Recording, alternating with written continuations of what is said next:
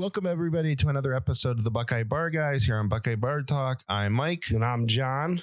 Today's date is Saturday, February 13th, 2021. And so today's episode, we're going to discuss the Ohio State game against Maryland in basketball from this past Monday. We're going to talk a little bit about the coaching staff, the Al Washington situation, going between Tennessee and Ohio State all week. Ohio State is, in my opinion, has finally joined some of the big boys around the world and started hiring some analysts, which I'm a big fan of. So I'm looking forward to discussing that. And then we're going to finish up on some NFL news. We'll talk about a little bit about Chase Young being Defensive Rookie of the Year.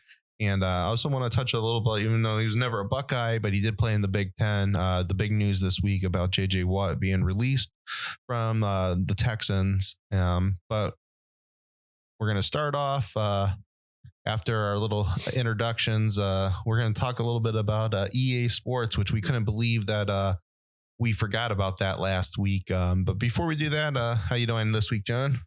I'm good, Mike. Basket Bucks, they're in full swing. They're playing Indiana later on today. Hopefully we have this up for you guys somewhere during that game. I mean, it's not going to be before the start because I think tip-off's at noon, if I'm not mistaken on that. Yeah.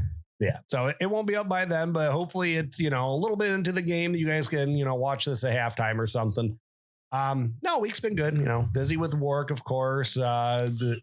Our normal Friday routine now, we capped the week off with WandaVision, so getting crazier by the week. Yeah, everyone needs to check that out. Yeah.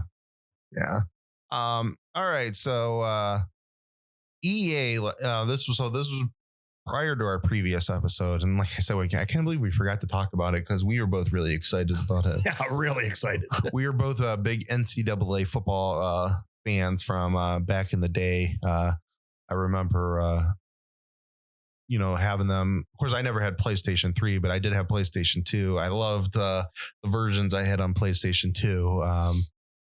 So they announced, they sent out a tweet, Facebook, all their social media feeds about how pretty much it's returning and NCAA football is coming back. And they didn't specifically say that. So, I mean, I think they're probably still maybe working out some of the licensing things, but they said college football was back. So hopefully they get the full license. Yeah, it was something to the effect of like, thank you all for, staying loyal or still being there. College football is returning, something like that. So, I mean, EA Sports, I don't remember a time where they didn't get their licenses when they did a sports game wrong. I know a lot of people have issues with like EA Sports, like gameplay and some of the mechanics in their games, which, I mean, that's fine. That's another day, whatever. But to know that college football is coming back to consoles, I'm going to get the, create prospects and recruit again. Ohio State always has the number one recruiting classes when John's at the helm. So I don't expect that to change with this new game. So yeah, I'm pretty darn excited about it. Yeah.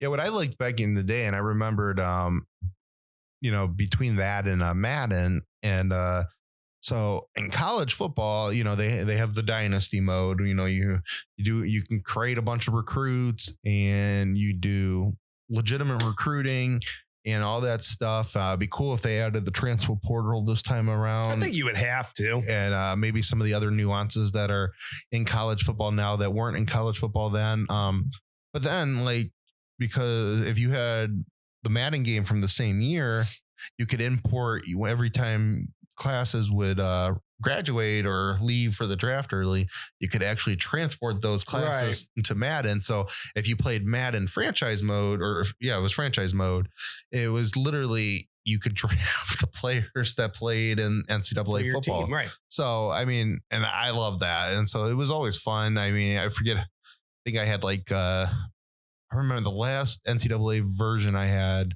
I mean, I probably had 20 seasons. And I still played 2012 to this day. I mean, I probably have 35 seasons or something like that. So. Urban Meyer's the winningest coach ever in the history of college football. I mean, that's just, it is what it is. I don't know how many games he's actually lost in those 35 years. Not many. Yeah.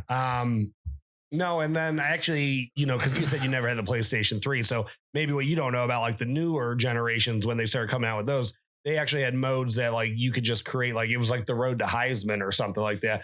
And it was just, you could create one individual player and you would play solely as that position in every game. So like if you were a cornerback, that's all you saw was your view as the quarterback. And then you could get drafted as that guy into Madden, and then you could do your NFL career like that too. So yeah, so I'm expecting we would see a lot of the same with that. They're going to make it compatible with Madden. I don't see how they wouldn't. Yeah. So yeah, I'm really stoked about that.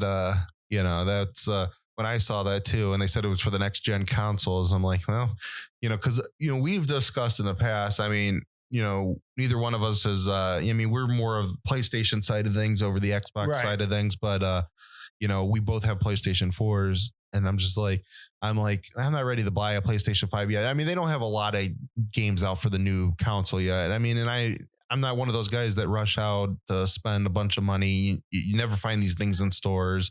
So it's like, I'm not spending $1,000-something on eBay to get a PlayStation 5 or the new Xbox. So I'm just like, I don't know.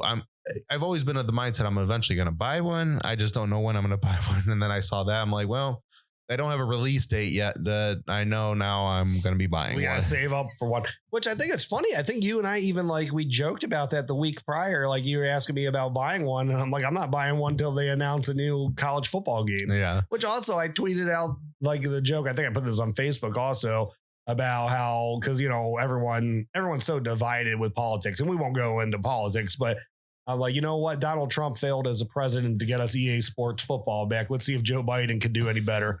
Now I got to give Joe Biden all the props in the world because college football is coming back. Yeah. So, but yeah, so I'm pretty excited about that. I think that will be, hopefully it'll be interesting to see how things go forward when you consider, no name, image, likeness, however the variation goes. But, it'll be interesting to see how that goes forward.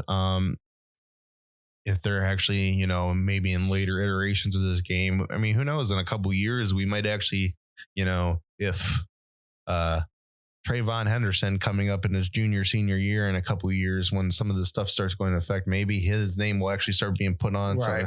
So, that was always the thing. I mean, we were both nerds when it came to EA with that game. I mean, we would literally take the Ohio State roster and be like, and plug when you could edit players and plug. So, you had Terrell Pryor and all these other guys played for you. And so, I mean, it'll be interesting then in a couple years. I mean, obviously they haven't said when they're going to release this. I mean, who knows how far into the actually development stage they are at making the game.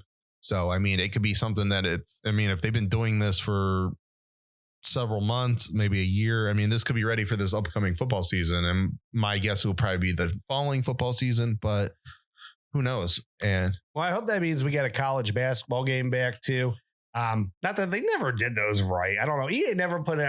And I know EA, I hadn't got an NBA live game for a year. So I had heard they were terrible. I've been playing 2K. 2K games are pretty fun, but it's they never put any effort into the college basketball games. So I hope we get college basketball back. I hope they do it right. I mean, I think the most fun, did we have one for 64?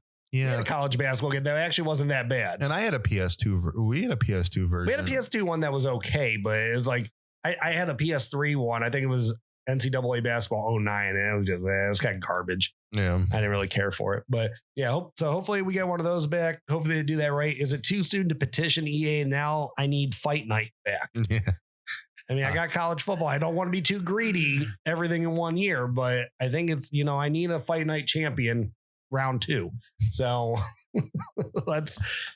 I'll pump the brakes for a little bit, but I'm gonna start writing them. Yeah, there's no reason why they shouldn't have that one. I mean, well, UFC became so much more popular than boxing. So, I mean, I get it when all the licenses, when they had the opportunity to buy that UFC license and go with it. Yeah, I get it because UFC is a lot more popular than boxing is, but boxing games are so damn fun. Yeah. All right. Of course, UFC games are fun too. Yeah. never really got into those. My experience with boxing games, Punch Out, stopped at Punch Out and Super Punch Out, but now those are classics. After the Wii Punch Out was a lot of fun too. Very cartoony, even though the other ones were also, but that's a lot of fun. Yeah. So, all right. So, basketball. So the Ohio State team, Buckeyes, they beat Maryland 73-65 this past Monday. So I watched the game. I didn't get to watch it live. Mondays, it was just, I had a weird day at work. I wanted to go to bed early that day. So, I taped it, watched it later. So I knew the Buckeyes won before I watched it. But so I just a couple thoughts on the game. So, early in the game, and we've talked about this before. We actually talked about this last night. When you think about some of the old Thad Matta teams, like sometimes I felt like they got in love too much with the 3-pointer. Yeah. And of course, it's kind of like basketball nowadays. You see it in the NBA all the time now. It's like you're either a great shooting team or it's a dunk fest. And it's like, and sometimes maybe I'm showing age, and and there's people older than me that are even more experienced to watching this, that it's like, you grow up and you kind of, we grew up watching, NBA basketball in the 90s and stuff like that. And this is a lot more, regular jump shots, 2-pointers, and a lot of that mid-level game is just gone from basketball nowadays, which to me is kind of sad. I think it's kind of my same opinions with baseball. Some of the fundamentals of baseball are kind of out of the game. It's either, you're either going to strike out or you're going to hit a home run. And it seems like it's the same thing with basketball, that, you're either going to shoot a 3-pointer or it's a layup. And but the thing with the 3-pointer also, if they offer a shot that gets you more points, it's only smart to become, an expert on that and to practice it and be very skilled at it. Yeah. I love old school basketball. And it's just, to me though, it's a higher risk shot. And so, and just where my point is that there was times where, those Matta years, and, they had some good big men in there. You think of Odin, you think of Solinger, Dallas. I can't think of his full name. Lauderdale. They had a lot. Ravenel. Yeah, they had some big guys in there, but it seemed like they would get too much in love of the 3-pointer, and then that would be, and they would forget that they had the big man on the days that they were off on shooting. And 3-point shooting teams, I don't care if you're the Golden State Warriors or whoever, there's always going to be a game where you're just off. And, it doesn't happen much, but Steph Curry is off, once in a blue moon, he's off on his shot. Steph Curry can afford that when it's, when you're in the NCAA tournament and it's a one and done game. Exactly. And so that was always my frustration with them. Now, early in this game, they were just shooting. They were shooting good. They were hitting threes. I think, that Arns was like 3 for 3 early in the game, or 2 for 2. Yeah. Washington had some big threes early in the game. But they were down 14-0 in the paint. And Maryland was just easily driving on them. And I'm like, God, I don't want them be another 3-point shooting team, because this is just going to it's going to come to haunt them, coming into the tournament. And, but then I think it was about 5 minutes left in the first half. So up to that point, their defense to me was playing very suspect. Maryland was easily driving into the paint. Ohio State was not passing at all down in the paint. And, they were just relying on threes, and they were missing some threes. They were hitting some threes. They were missing. Then they started going a little cold, and Maryland was on them. Then they came back and they started tightening up their defense, and they actually started passing the ball into the lane again. And then I started kind of flipping. I'm just like, okay. And, and like we said in the last episode, I'm not going to pretend like I watched a lot of games before to this point. I've cut bits and pieces, but this is probably, I think, the first actual Buckeye basketball game I've watched start to finish for this season. Yeah. And it's just been a weird year between worrying about football and then just everything else that's been about this year. It's just, I haven't had time and just never got to it. But now I'm watching. And so, they really started getting that Young involved. And he was just talk about dominating. I mean, that kid dominated under the hoop, and he was killing Maryland. And then Maryland had no answers for him. It was about 5 minutes from at the end of the first half till about 5 minutes left in the game till like Maryland even started scoring again, it seemed like. And I saw someone asked on Twitter, they're like, is Kyle Young overrated? And everyone's like, what the hell are you watching? Like, I mean, if anything, the guy's underrated. Yeah, no. Him and Liddell, I mean, that's a good 1-2 down there. Yeah, and Liddell. So Liddell had a very hard game offensively. I think he only scored like 7 points, and he didn't get his first actual field goal until like late in the second half. But I mean, he was very dominant defensively, and they had some great traps underneath the basket where they got like some of Maryland's big men caught. And so Maryland was easily scoring early in the game, but once they started really turning up the defense on them, I mean, they put on some really nice under the and down in the low post traps, and the guys couldn't even throw it past the ball, and got a couple 5 seconds, stole, I think 1 or 2, forced some bad shots, and it was nice.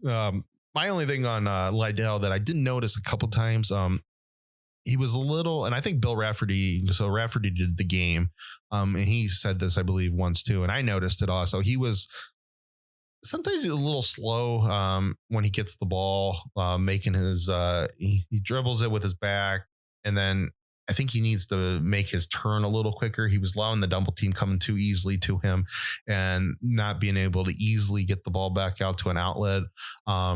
I think, and he was always, so, you have your back to the hoop and you always go. So if you're on, the right block, you always go to your left. If you're on the left block, you go to your right. To the hoop.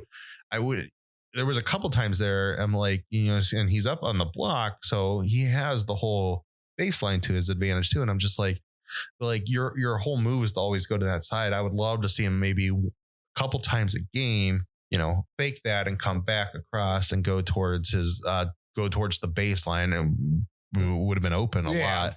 So I was impressed with them. I mean, when they really started turning it up, then they were lights out then again on 3-pointers, and Dwayne Washington, Dwayne, right? I believe that's Dwayne Washington. Dwayne Washington. Yeah. All right. We've had so many Washingtons that played on the football team over the years that it's one of those that you seem like you've had a lot of Washingtons. So you got to think of, it's hard to keep it all together sometimes. So, but I'm very impressed with him. He had a good game from outside the arc, but also drives the ball very well. Makes a good, quick first move. And, that's so important when you're driving the lane, is that, getting past that first guy and, basically becoming unimpeded to the basket. And so he had a lot of nice points going into the lane, coming down the stretch. Dwayne's problem is he's a very streaky player, though. Yeah. When he gets cold, it's ice cold, and he has a really hard time getting out of that. Yeah. So, a lot of that's basketball, and that's why, I liked what I saw from Young. I know Liddell didn't have the best offensive game, but he made it up for it on the defense side of the ball. That Arns had some nice 3-pointers. Towns had a couple big 3-pointers coming off the bench. So, I mean, very impressive. I think that they have a good nucleus around Washington that if he does go cold, they can hold a game intact. Sure. And the only thing, the only thing that I just didn't like how they were setting up early in the game. It seemed like they were loving the 3-pointer too much, and they weren't doing enough on both sides of the ball underneath the hoop. So, I mean, that's my critique of it. But when they turned it on, I think the team that could be interesting in the tournament, and whether it's a 1 seed or a 2 seed, I think they. I saw CBS had Fox, because Fox Sports had the game. They had them on a 1 line. I completely forgot that Michigan hasn't played in a couple of weeks because they shut the program. Yeah. So, I mean, they're just getting ready to start playing basketball again. So, they still have 1 loss. We have a big game coming up against them. So. Yeah. No, I'm interested to see how it all shakes out.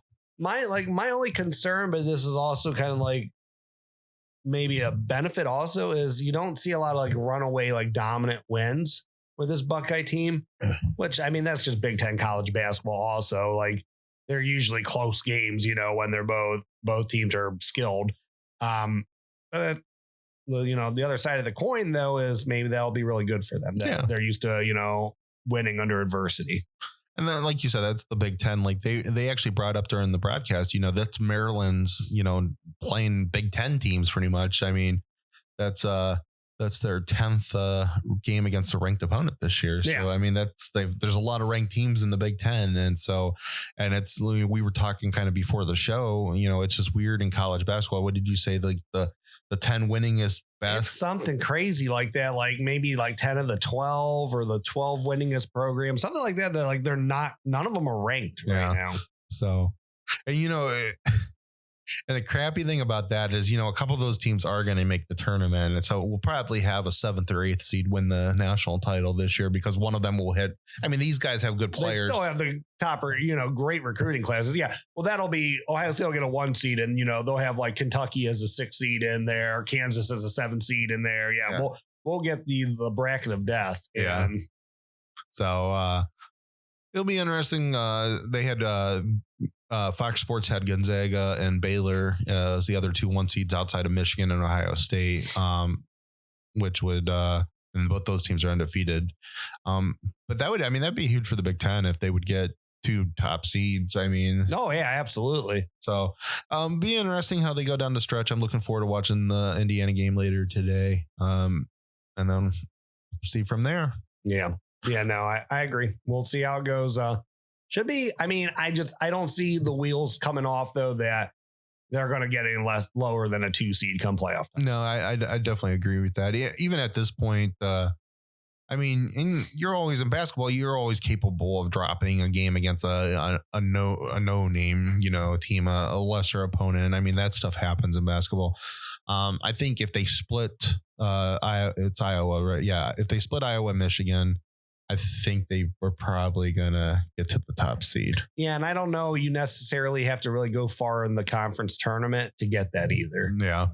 So, especially with how bad all the other, those top teams, like top draws are doing this year. Yeah. I honestly think if you win the games you should down the stretch and you split Iowa and Michigan, I don't think it matters how far they get in the Big Ten tournament. I think they would get a 1 seed. Yeah.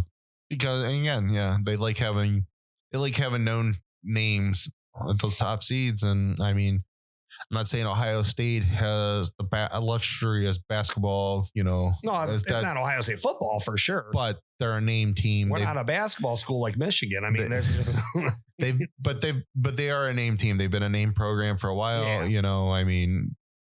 I mean, from especially since, I know they've had back in the day, they've had some really good teams, but when you just think in, recent history, both Mata and Holtman has, kept them. Well, I know they took away the one, but they had three Final Fours within like a 15-year stretch. Yeah. Not even. I mean, O'Brien did some interesting things in there, but hey, but sometimes you wonder what the Kentucky does, and somehow none of those teams ever get called out for anything. Like there's no under the. I mean, with Ohio State's recruiting, like football recruiting classes, I'm okay. Just like you got your slap on the wrist in basketball, and let's move on to the next topic. Yeah, this is why I don't look into this stuff that closely because Ohio State gets a lot of good recruiting classes. Yeah. All right. So. Moving on to football. So basically we want to touch up on football this week is so we had a little dramatic week between the Al Washington. Interesting to say the least. So Tennessee offered him the defensive coordinator's job, which I mean, good for him. That I mean, somebody is looking at it was like it said zeroed in like. I mean, I don't know if he was number 1 or number 2 or what on the list, but he was the top candidate for a point. Yeah. And when you look at him, I mean, he's definitely a good recruiter. He's obviously he's done wonders when you think about Billy Davis has turned that room around. So and he had some help with Madison with that also. Yeah. But I mean, the guy is definitely a really, really, really good coach. This guy is definitely going to be a defensive coordinator. I was starting to get nervous when they were saying Tennessee was going to take him. Like, man, that was like, he's like my next, because we talked about now for a couple of weeks that he could be the next guy on Ohio State. I mean, you and I both thought the obvious move was that you let Combs be the man on defense, but Washington, you need to make it known that he's at a point that he's being groomed, and you promote him to the co-defensive coordinator and kind of be like Combs' understudy there. Yeah. Which you and I said that before any of this stuff happened. So it seemed like that was a pretty obvious move Ohio State should have made. So shame on them that wasn't, in the works before this past week. Yeah. Because I think this would have been a non-factor, but it ended up being a lot more interesting than that. So. Yeah. So, and then, Ryan Day, so Tennessee offered him a job. It seemed like he was going to Tennessee. Then Ryan Day kind of came in and was like, kind of asked him what he wanted.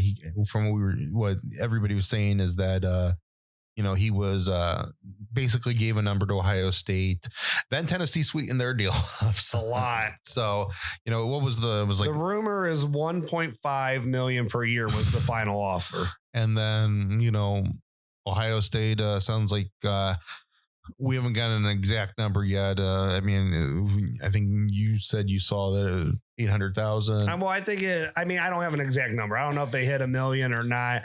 I know he left hundreds of thousands of dollars on the table, though, by staying in Ohio State. So maybe they got it to $1 million. Maybe they're a little under $1 million, but, he's staying. And so now, that has to be on the radar now for the Ohio State. This is a good young coach that you don't necessarily want to lose. And, and I get it. Coaches leave. If he was the defensive coordinator and, Tennessee offered him to be their head coach, well, you can't fight with that. But right. But I don't ever argue those points when Jeff Hafley left to be Boston College's head coach. You can't.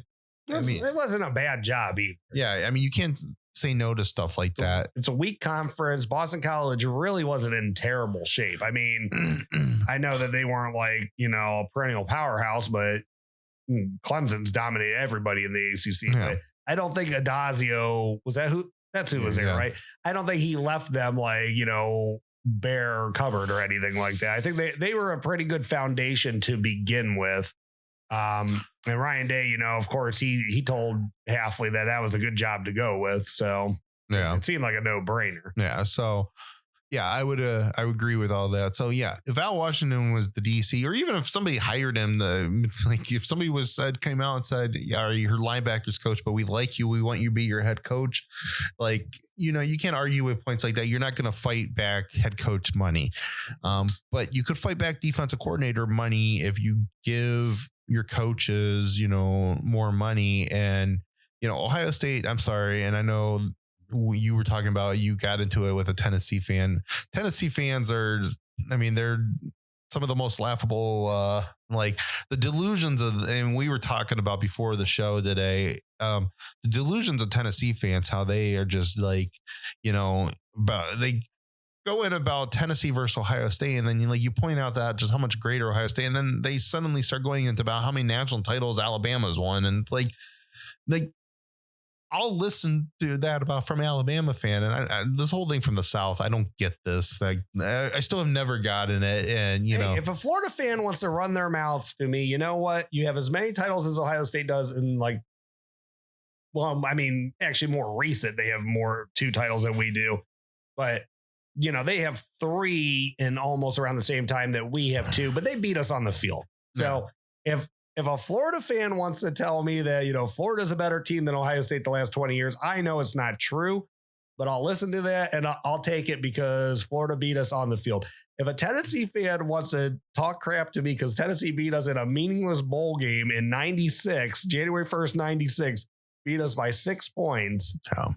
And, Tennessee has done nothing since the turn of the century. I don't want to hear. Yeah. So, it's a joke, and it's just so you get into these things. And so Ohio State has a much better culture, and Ohio State's done a better job since Urban's become a coach. But I've always said, and we'll get into this with the analyst things too, that, they don't pay their coaches enough. And no, I still don't think they do. They're doing better, but I'm sorry, not one coach on Ohio State's team should be making less than $500,000 a year. Yeah. And when you get somebody like an Al Washington, a Brian Hartline, these guys need to be at $1 million. And I'm sorry. That's what the name of the game is. Ohio State is one of the premier programs. We know the type of money they're making. Fox and the Big Ten Network is just handing bags of cash to these programs. Right. You have, I mean, in a normal year, and I know this wasn't a normal year, and I get it that they want to be a little bit more frugal, but you know, you can't lose a guy like an Al Washington in Tennessee because you're trying to be over frugal. Right. And yeah, in a normal year, you get 100-something thousand people too in that stance. So you know, Nike is one of their top brands. So, you know, God only knows what the money they're getting out of merchandising. So I'm sorry. Al Washington needs to be at $1 million. He needs to be. Well, I mean, you look at the linebackers he has coming in also. I mean, the guy obviously, you know, on the recruiting trail, he's one of the best out there. I mean, right now, like how Hartline the last couple of years has been the best recruiter in the country. Right now, for the next class, Al Washington right now is ranked as the best recruiter in the country. Yeah. So, I mean, the guy obviously he, you know, pays his dues. He makes it happen on the recruiting trail, which is what it's all about. Like you said, that room turned around once he got there, and I don't know if it was just leadership and they were happier. He made it easier for those guys. I'm not sure what it was, but that was, I mean, those were different linebackers than what we had seen the Billy Davis years. So, and I mean, yeah, this isn't Al Washington. I mean, if your goal is for him to be Ohio State's defensive coordinator somewhere, you know, you got to make that happen, because Al Washington, my guess is this, if he, you know, gets through this year, this is his last year on the sidelines of Ohio State. Yeah. That guy is a hot commodity. I mean, he's in his mid 30s and he's one of the top position recruiters in the country. Yeah. And you got two of those guys. You got to figure out a way, you know, to get those guys, keep them happy, keep them here. I mean, Brian Hartline, we don't know what Brian's goals are, because, you know, this is his alma mater. He made millions of dollars in the NFL. Yeah, Brian's at a different point. I mean, and Al's home too. I mean, Al's a Columbus kid. But Brian, because Brian had 3 different NFL contracts, and you know, he had money. I mean, so nobody knows what Brian's ultimate goals are, because right. Brian, he might be just completely happy. Maybe his ultimate goal is he wants to be offensive coordinator at Ohio State. You don't know, because he's not going to be chasing dollar signs because he doesn't need to. So, you know, and yeah, I think he probably does maybe want to be a head coach at some point in his life, but you never know. I mean, right. Luke never wanted to, I mean, even after Urban brought Luke back, I mean, it was a struggle for Luke, because Luke didn't want to leave. I mean, he almost didn't. There was points where a lot of people said, I mean, he didn't take the Pitt job, and there was points that said he was close to not taking the Cincinnati job. And I think that Urban kind of pushed him a little bit that, you know, you should take this. Well, you love being home and everything, but it was the right move, obviously, for Luke. And I think it's going to be harder for him to realize he needs to take that next step. I mean, it still seems like it's hard for him to, you know, it's time to move on from Cincinnati. You've done everything you can at that school. Like, it's time to go to a big boy program. And, you know, I think he's ready for it. Yeah. But like Hartline, like what I was saying, it's just, you don't know what his end goal is. The one thing about, you know, football players, especially ones that make it to the highest level, is they're very competitive and they want to keep getting better. Yeah, and doing more. definitely. So I'm sure there's some sort of progression in his mind that he wants to do and end up at. I'm sure he doesn't just want to be the receiver coach at Ohio State forever, but I don't know. I mean, maybe he does. He has a young family, so maybe that's comfortable for him. And I'm sure he has plenty saved up in the bank, but he has, as long as he has, you know, a good income stream coming in, he might be happy. Yeah. I doubt it. I'm sure there is something he wants to do. I'm sure he has aspirations, and, you know, his next step, he might want to just be, he might, eventually want to be head coach, but he might want to be offensive coordinator at Ohio State first. And, you know, and I think whenever, you know, that move, I'm sure, I don't think Kevin Wilson's going to be here forever. I kind of have a feeling Brian Hartline's going to be the offensive coordinator within the next couple of years. I can't believe Kevin Wilson's still here. But again, that just shows, I think, the culture. I know he has some baggage that comes with him. But I think it just shows the culture. I mean, I think Al Washington likes it here too. I mean, the fact that he's was decided, and maybe Tennessee wasn't the right fit. I don't know if Nick Saban came in and said, I'll give you $1.5 million, $2 million to be my defensive coordinator. Al Washington's going to, Al Washington would be in Tuscaloosa. So there's probably some of that on this too. That's, again, to you Tennessee fans, I don't like, I know. And someone was like, well, that's the thing they said was, or I responded back that, the linebacker coach at Ohio State's a more appealing job than the defensive coordinator at Tennessee. And then they were like, what did they, the guy said that, congratulations, you made him the highest paid position coach in football or something like that. I'm like, if you got the money, if that keeps him happy, what the hell? Like, yeah, you guys obviously, Tennessee obviously wanted him and he's staying in Columbus. So that's not a loss for Ohio State to spend money and keep the guy happy, keep him here. Yeah. I mean, he's a hot commodity. Yeah. So there's two things I want to say before, just finishing up on this, and then we'll head into the analyst thing. The second thing will kind of bring the segue going into the analyst thing. But the first thing is, and I've seen some people say, when we've, there were some fears, if Washington left, you're going to lose some players. And, I've seen this kind of before, and I've said it in the past too. And maybe I didn't fully understand some of the situation, but Gabe Powers had a quote this week that made me think that a little bit differently. And it's about position coaches. And I've always been like, kids that go to Ohio State, they don't really go to Ohio State because of their position coach. And I've seen a lot of people say that. But Gabe Powers made a very interesting point this week. And he's like, he's like, you don't understand, your position coach is kind of like your father at college. And I never thought of it that way.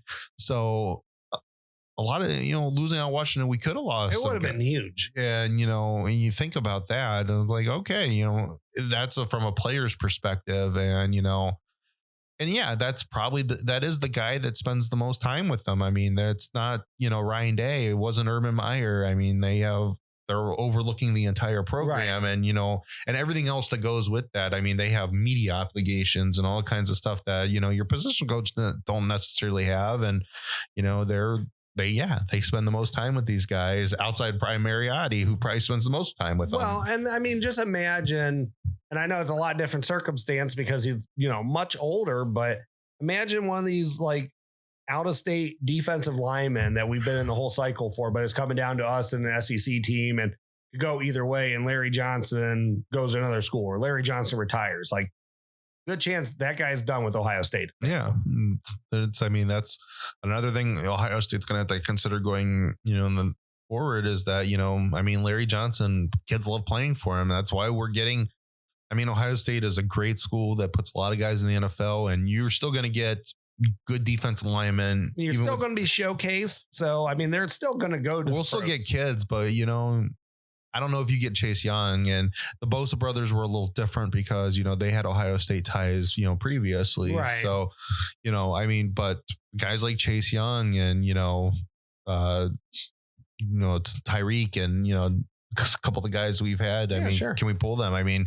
Togi, I loved Larry Johnson and raved about Larry Johnson, before he committed. And so still sad to see Big Tom go. Yeah. So, and then my second point, and then we'll take this into the analyst thing. At Ohio State, I think sometimes Ohio State, and this is part of the money on the coaches and them, they need to hire. Why I like this move to hire analysts.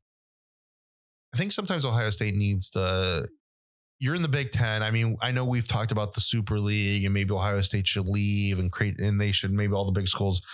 There's still maybe the percentages of that eventually happening are higher than they were, but it's still not a 50-50 situation. Oh, no, it's no. far more likely that Ohio State is staying in the Big Ten. So I think Ohio State needs to get out of the mindset that they're competing against Big Ten schools, though. You're not. Right. You're beating Big Ten schools. Clemson doesn't think of they're competing against the ACC. They're beating ACC schools. But their competition's Alabama. Well, and I think even Urban had said that within the last couple of weeks because they had asked him about like the difference between Ohio State and Alabama. And he said, as far as players go, just to like quickly summarize, was Ohio State's going to be back because they got the teams, but Ohio State, they have to make it to a point where they're not just, satisfied and competing against Big Ten teams, that you gotta push yourself to be able to, be greater than that, because that's that's who you face at the end of the day. That playing teams that you walk all over all the time, that doesn't help you. Yeah. And I'm not saying that you're not going to have a game every now and then in the Big Ten. I mean, Penn State will play games. Still there. Wisconsin will play games against you. I mean, these guys have talent, maybe one day Michigan will Michigan still recruits well. They just don't, they don't develop. So maybe development will come back to Michigan one day and they actually can compete. I don't know that until that happens. And maybe they start caring more about the Ohio State game.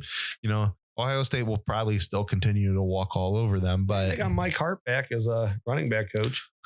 Indiana ran for -1 yard against Ohio State this year. Exactly. But Ohio State during Big Ten season, you're not competing against those schools. You're competing against yourself. And then you're competing against what the thought is, because you're competing for headlines. And, when you're competing for headlines against the big boys, you got to start acting like them. And I'm sorry, your coaches need to be paid more money. Like I said, none of these coaches should be under $500,000. No. And your big coaches need to be compensated. They need to be at 7-figure levels, and your coordinators need to be at $2 million. I mean, we're there now. I mean, you got to think about that. And that doesn't mean Ryan Day needs to take a pay cut. He needs to be one of the top paid head coaches in college football. I mean, this is a world that, it's different, and you got to look at it like you're a SEC school playing in the Big Ten, just like Clemson, they're an SEC school playing in the ACC. And, sure. And you could have all the better academics and all that stuff. You can still have all that. I mean, this is the largest, if top 2 largest universities in the country. So there's plenty of money to go around for everything else. So, I mean, I'm sorry that they can afford it. And who cares if some Big Ten schools are really like, well, they're paying Al Washington $1 million a year, and they're paying, Kerry Combs $2 million a year, and Ryan Day's getting $8 million a year. Well, okay. Exactly. And that goes back to my point. Like, you're not going to make me feel bad that Al Washington's the highest paid position coach. Like, that's not stupid on Ohio State. Like, you make that money, spend it. Like, keep your guys, keep your assets, keep them home. Like, pay them and, continue to build the brand. Yeah. You don't need to continue to build the brand. Just use what the brand is and keep getting, the best talent, whether it be on the field or coaching the guys on the field on that team. Yeah. Just to quickly touch on the analyst thing. So they hired a few analysts, and then they also replaced their stamper. So Todd Finch, which was most recently Vanderbilt as a head coach, they hired him as an offense analyst, and Paul Rhodes, which was a former Iowa State head coach. They hired him as a defense analyst. So he's the one that beat the undefeated Oklahoma State, right? I think so. Blackman's year when Herman's his offensive coordinator, right? Yeah, I think so. So before we get into Barnett and taking over player development, I like these moves. And I saw some people were question, why are they hiring these guys? They're not hiring these guys to be recruiting coaches. That's the thing is I don't think people are getting these guys aren't on the field. They're not calling plays. They're an extra mind that's been around the game that can help your team out. Just think about, these are the type of guys that this is what Alabama does. This is what some of the other big schools. I mean, LSU hires some analysts, and this is why I'm liking this. This is, you're trying to get out of that, we're in the Big Ten mindset. You need to be getting into it. Right. There's nothing wrong with having different minds, being able to look at stuff. And, these guys have been around the game, and, maybe they're not, maybe they weren't the best head coaches in the world, but you're not hiring them to be a coach. You're not hiring them to recruit. Right. You're hiring them just to be help us look at things, just to pick their brain. That's it. You're watching us play. You're watching other teams play. They're trying to, just get different opinions in the room. And, this is what I would do to attack this team. And, and maybe Paul Rhodes doesn't have the team at Iowa State, do that. Maybe he wasn't the greatest head coach, but doesn't mean he's not a bad defensive mind that he could go to Kerry Combs and be like, you know what? Maybe if we played Alabama this way, right. And you know what Paul Rhodes specializes in is defensive backs. Yeah. And Kerry Combs is now focusing all on the defense. and you got a first time guy really taking over. Like Barnes, this is the first time he's had everything to himself. So yeah, why not have an extra mind to help him out there that's seen the game for years to give him some pointers? Yeah. So yeah, if this is what the future is, that they're going to have, a couple more guys, whether you want to call them quality control guys, analysts, whatever, you're going to have a couple more guys that have actually been around the block, veterans, and Ohio State's going to pay them some money to do that.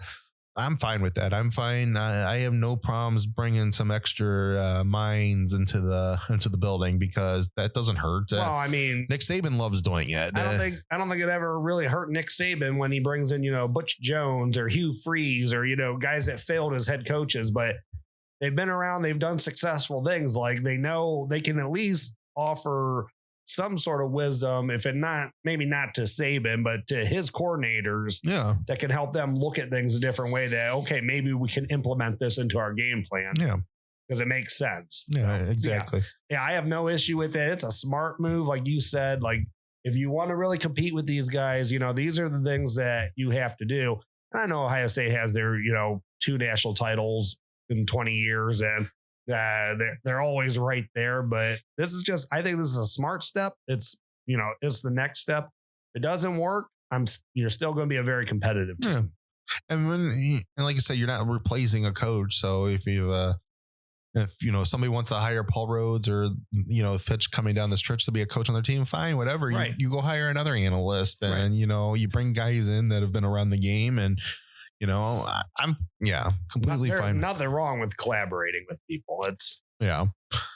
All right. So, Ryan Stamper, he left the be with Urban down in Jacksonville. So they've hired CJ Barnett to replace him as director of player development. He's an ex-Buckeye, former Buckeye, played right at the end of Trussell's tenure, was there during the dark year with Luke. Right. And then finished up his last 2 years were when Urban was head coach. Sure. So, on the surface, seems like a great move. I mean, he's very familiar with Ohio State, right, with the program.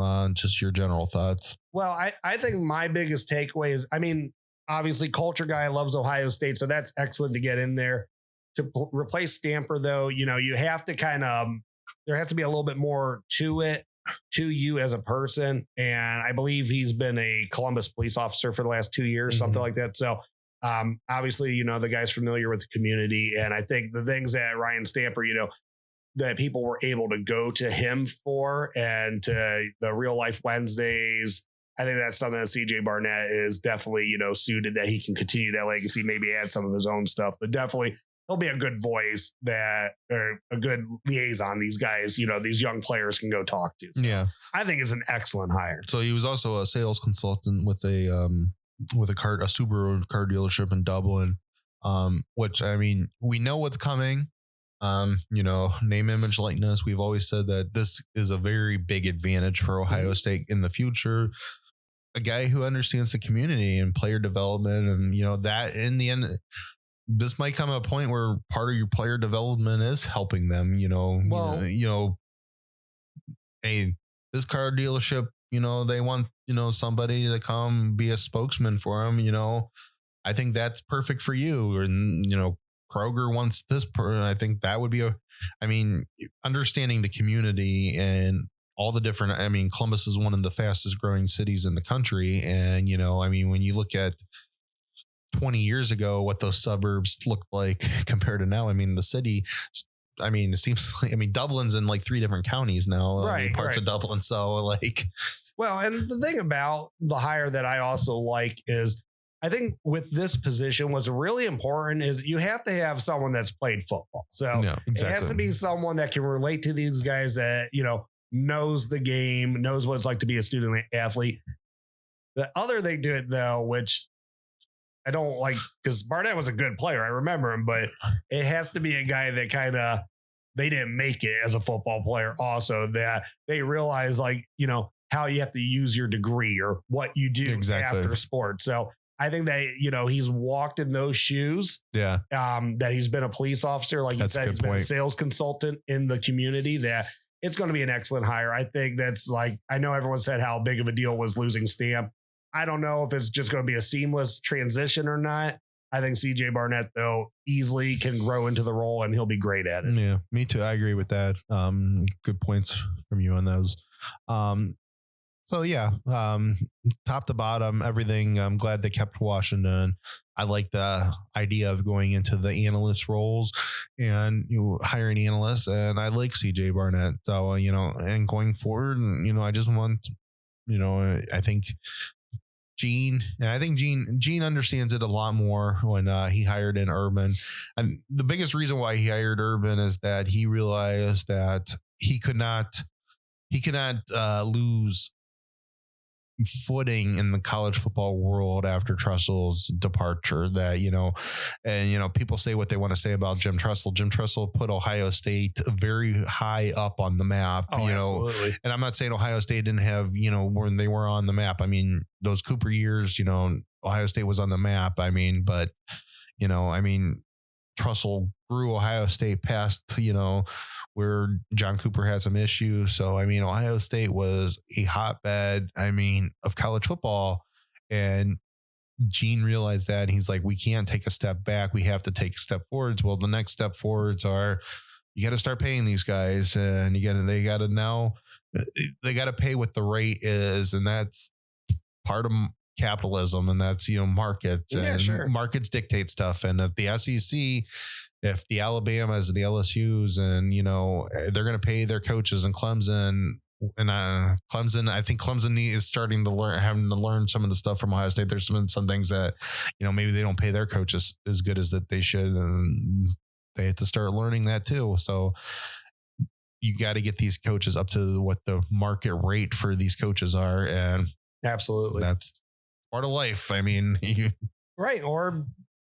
Or you lose Al Washington before you think you are. Yeah. So, which I'm still like, I saw something that, and I don't know if UCF found their coach or not, but like Marcus Freeman is really a guy like they would consider at UCF. Right. So, there's still a possibility, we might not get to the season with Al Washington, because if Marcus Freeman goes to UCF, I don't know if he would, being a defensive guy, he might like call Al Washington, see if he wants to be his coordinator, because he thinks he can really mentor him, help him. But Notre Dame, that's an opening in Notre Dame then. Yeah, and Notre Dame is a job you leave for $1.5 million. Yeah, and well, at that point, I think Ohio State, Kerry Combs, Ohio State, and everybody would have to come to some sort of agreement that, I know we were going to make you the defensive coordinator, but you need to be a co-defensive coordinator. Right. Again. Yeah. And because if you really want to keep him, that would have to be what you would have to do to sweeten that deal enough to keep him there. So just to finish up the show, so I wanted to talk a little bit about just real quickly on Chase Young, won defensive rookie of the year in the NFL, fourth Buckeye to do it in the last 5 years, third defensive lineman. So, we saw what he did in college. That's no surprise. The people that said he was going to be a bust because he didn't have a sack against Clemson, you guys just, you needed to watch the film from 2 years to understand how stupid of a take that was. Chase Young did nothing but dominate guys for 2 years. He had two twisted ankles. He had two bad ankles the year before at 18, and he still had 11 sacks. So, yeah, the guy is amazing. And with that defensive line, they have 4 first-round picks on that defensive line, and Washington, we saw we just saw in the Super Bowl what defensive lines can do, especially if you have both your offensive tackles out. That hurt. That hurts a little. But you saw even who's Tom Brady's kryptonite. Well, that was the Giants defensive line. And the 1 year that they played the Eagles, which had a really good defensive line too, is like, you can do a lot with a great defensive line, and because when you can get pressure and you can leave your linebackers, and you don't got to blitz your safeties and linebackers all the time. Yeah. And let your linebackers be free agents back there to attack where they want to attack. But what an excellent game plan against the Chiefs. Sorry to go off topic. And I know they didn't have their tackles, but my God, Mahomes was still I think he's still running for his life today. Well, they said he ran for the most yards ever. What was it, 500 yards behind the line of scrimmage? That's crazy. But what I was saying is they have a really good defensive line, and Ron Rivera is a good defensive coach, and if they if they can get a good offensive mindset in there and, get fix a couple issues. I know you're dealing with, you got to deal with the Dan Snyder mountain that he's not the most patient guy in the world, but I mean, they made the playoffs this year. Washington could be a team going forward that could be a legitimate threat. I wish that guy would want to get out of the game. Like he just does. He is such a hard owner to work for. Yeah. So you got a good running back. You got Terry McLaurin's there, so you got good pieces. I don't know. I mean, and nothing against Alex Smith. I mean, what that dude went through is. I mean, he deserves every accolade he's getting right now. They better not draft Justin Fields, man.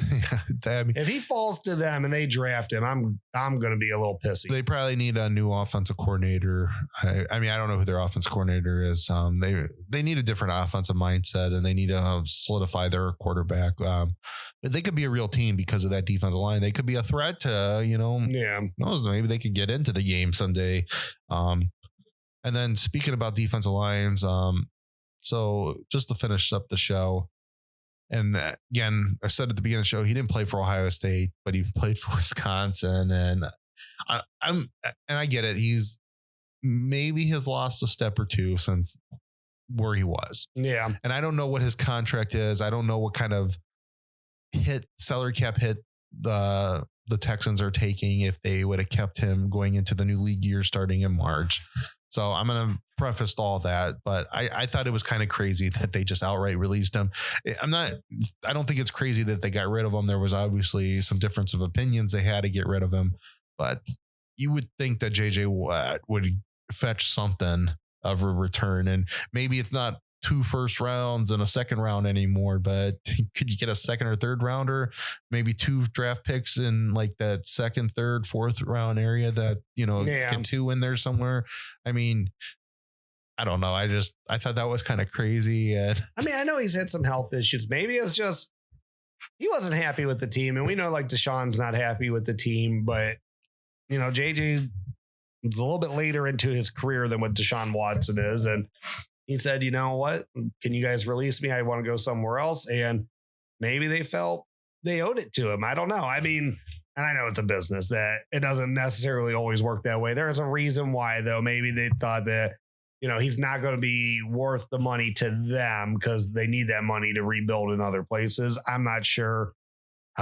It's interesting, though. And, I wouldn't mind to see maybe the Browns talk to him. Yeah. Maybe he'd come to Cleveland. Well, they said that they listed him as possibly one of the things that there would be some mutual interest there. So he'll be in Tampa Bay next year. He could be in Tampa Bay next year. God help, that'd be another Super Bowl for the Buckeyes. The retirement home down in. I think he's still earlier in his career than like when Shaq came to Cleveland, but that's just where I get a little like cautious on this because remember, like Shaq was like a superhero to me. Yeah. And I was like, oh my, my favorite player is in Cleveland finally. And he was a shell of who he once was as a player. And I don't think Watt's hit that point yet. I mean, I know he's slowed down, but opposite end of Garrett, being a mentor to Myles Garrett, even though I don't know if Myles really needs it at this point of his career, but being a mentor to the defensive line. I mean, you saw like the comments JJ made about how they're paid millions of dollars to play a game that they love, and the Texans weren't giving the effort. Like that's what you need in the Browns locker room right now to talk to your young defensive guys. And that's what I'm thinking about partly too. I think the guy can still play. I don't know if he can still play at the level that he was playing at. I think he can still play. And when I think about him on the other side of Myles Garrett, where Myles Garrett is now going to take he's still going to get all the attention. So JJ Watt's could have a lot of openings towards towards the quarterback. And it's not just Cleveland. I mean, I don't want him to go to Pittsburgh, but both his brothers are there. Mm-hmm. I could see him in Buffalo. I mean, that's another team that they've talked about. So there's a couple teams in there. I could see, I don't know what the Jaguars or, the Colts money, or I saw the Titans were a possibility too. I mean, I could see Vrabel loving to have him and kind of see, and it's, you understand.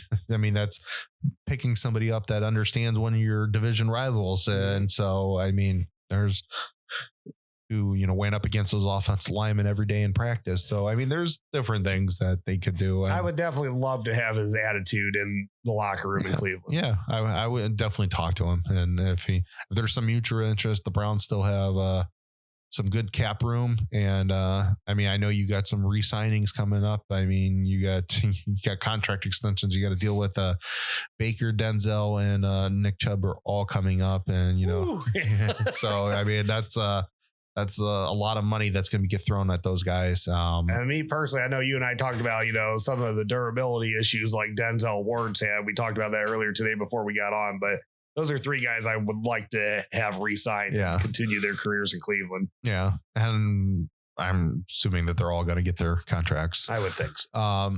But yeah, so I think to me, it was just a little weird. I'm like, you couldn't have gotten anything for him. Like, I think he could still fetch a number 2 and a number 4. And, somebody been like, yeah, I'll give you that for JJ Watt. Maybe not a 2, but a 3 to 4 is still good in the NFL. Like, that's still 2 quality players. Yeah, I don't know. A team that maybe the draft's not like a team at the higher end of the draft could be it could be a team that, like maybe Kansas City, that they're missing a couple pieces on the line, or someone that was very close already. Maybe them that, it's late second round. So maybe it would be worth it. I don't know. So just my thoughts on that. So we'll get on out of here with that. Good show. Yes, sir. So, all right. Well, thank you everyone for coming out today to the Buckeye Bar. We'll see you guys next week. I'm John. I'm Mike. OH. IO. Well, thank you for watching here, the Buckeye Bar guys, here on the Buckeye Bar Talk Network. Please subscribe to the network, and when you get the little notification bell, just hit that. Hit all notifications. That way you will get alerted when all the new episodes come up. Comment, like the show, and we hope you join our community. Come join our bar. Like, comment, share. I'm John. That's Mike. We'll see you guys next time. Thank you.